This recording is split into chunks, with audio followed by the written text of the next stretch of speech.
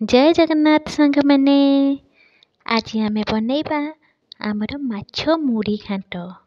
माछ मुंडर जो मुड़ी घाट हुए ता खाइबा बहुत टेस्टी ताको बनैबा बहुत सहज। आम जेमिति मसला कसती ठीक सेमिति मसला कषिबा पियाज रसुण अदा बिलाती दे मसला कषिबा।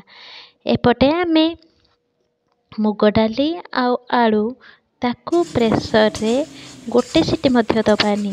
गोटे सीटी हवा पूर्वर ताकू बंद करदबा जेमिति कि आमर मुग डाली आमर 70% सिझिबो गोटा गोटा पूरा रहितबो। आपण चाहिले मध्य एहाकू करेई रे सिझेई परिबे। करेई रे अधा सिझेइबे फुल सिझेइबे नाही। एबे मो मसला रे भजा जाइथिबा माछ मुंड को कुटै देबे। कुटै ठीक देखि पारुथिबे आपण माने जेमिति सेमिति आमर देखा जिबा दरकार। माछ मुंडटी जेमिति कि मसला रे भल भाबे सिझिबा दरकार। ताकू भल भाबे आमे माछ मुंडटी को मसला रे फ्राए करिनेबा। आपण देखि पारुचंती एबे माछ मुंड आ मसला मिसा केते सुंदर कलर आसाची।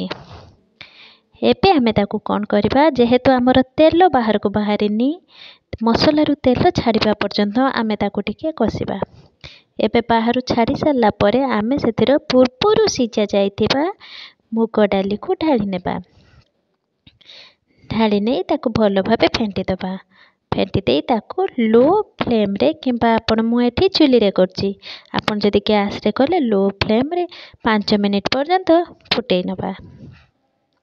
भल भाबे यह मसला एवं मुंड सहित घांटी होई गला परे एथिरे आमे धनिया पत्र एवं गरम मसला ऐड करनबा। आपण एबे देखि पारचंती यार कलर आस्ते आस्ते चेंज हो गलानी। एबे यार कलर संपूर्ण रूपे चेंज हो गलानी एवं कलर टी बहुत सुंदर देखा जाउची।